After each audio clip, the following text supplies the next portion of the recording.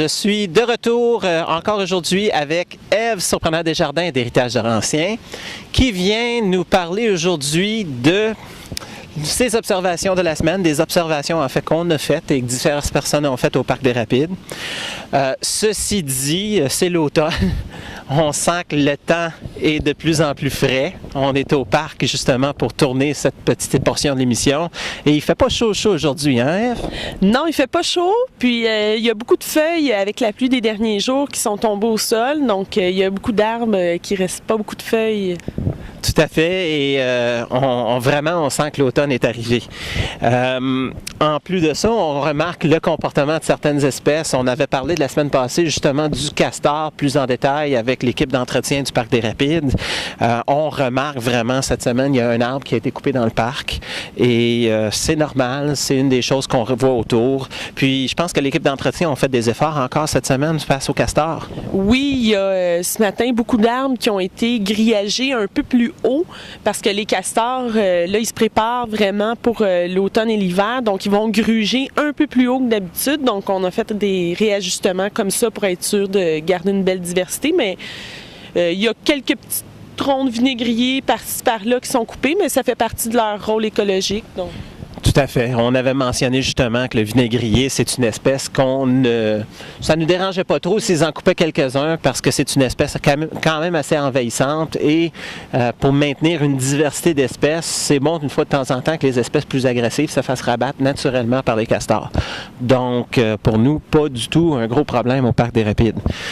Ceci dit, on n'a pas juste eu des castors dans le Parc des Rapides cette semaine, on a eu des enfants et il y a des élèves de l'école Les Découvreurs de la salle qui sont venus faire un tour, 4 classes de 5e, 6e année qui sont venus et on a eu des belles activités qui ont été faites justement avec eux cette semaine et les derniers jours et parmi les activités, on a fait des recherches de petites créatures, d'invertébrés. Il y a bien des affaires intéressantes qui ont été observées.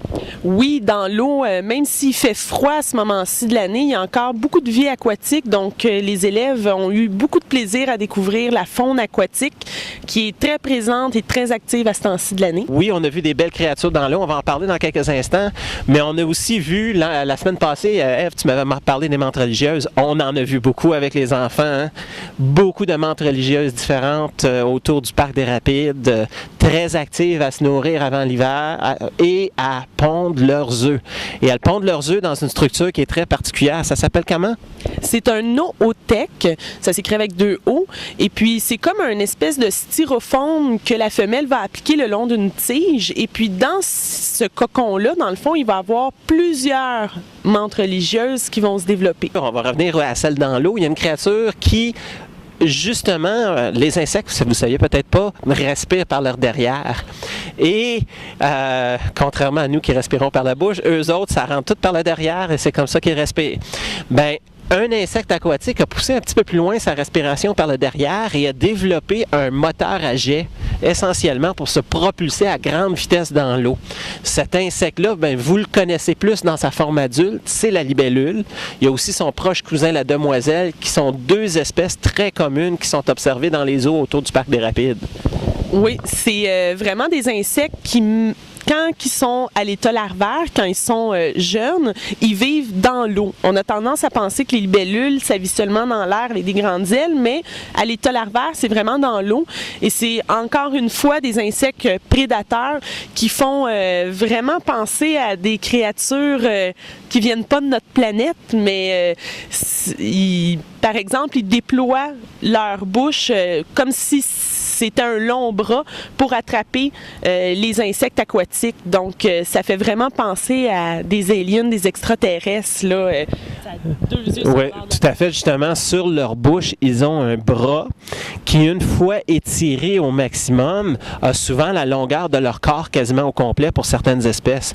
Donc, imaginez-vous une créature qui se promène à 6 pattes et là, soudainement, avec une propulsion à jet par son derrière, elle s'approche, elle étire un bras de la grandeur de son corps, va chercher un petit poisson ou un insecte et le ramène à sa bouche pour le manger. C'est vraiment impressionnant comme créature, un prédateur des plus agressifs, une sorte de tigre aquatique qui vit dans notre fleuve, mais vraiment avec une apparence d'un extraterrestre.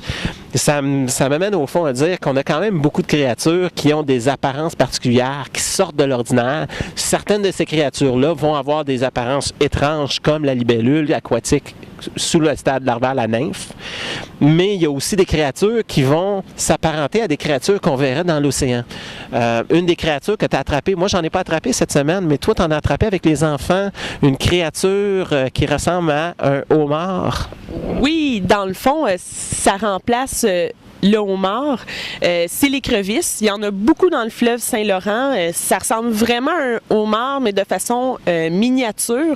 Il y a 2 petites pinces à l'avant, donc les enfants ont bien aimé serrer la pince à l'écrevisse. C'est une activité de choix, je dirais, pour eux. Puis... Tout à fait. Puis, plus petit encore que les écrevisses, on a aussi des crevettes qui vivent ici dans le fleuve, mais c'est des crevettes d'eau douce. Dans ce cas-ci, ça fait pas un gros repas, hein. On parle de petites crevettes qui mesurent à peine quelques millimètres de longueur. Au plus grand, on va les voir à 5-6 millimètres de long. Donc, vraiment pas assez pour faire un gros repas, mais c'est extrêmement commun dans le fleuve autour d'ici. Et ces créatures-là, qui se nourrissent d'algues, sont à la base de toute la chaîne alimentaire du fleuve Saint-Laurent. Après les algues, on a les crevettes d'eau douce et quelques autres invertébrés comme eux. Et vraiment, dans le fond du fleuve, c'est par coup de filet, on peut en ramasser des douzaines. Donc, c'est par millions, voire milliards qu'il y en a dans les eaux à la salle. Les enfants s'amusaient à mettre beaucoup de crevettes d'eau douce à l'intérieur du pot où il y avait la libellule. Comme ça, ils pouvaient vraiment voir la mâchoire, le labium de la libellule se déployer puis venir chercher les petites crevettes d'eau douce. C'était vraiment une activité chez les garçons, ça a vraiment pogné. L'émission Courant vert vous revient dans quelques instants avec d'autres créatures fascinantes que l'on retrouve dans les eaux du fleuve Saint-Laurent.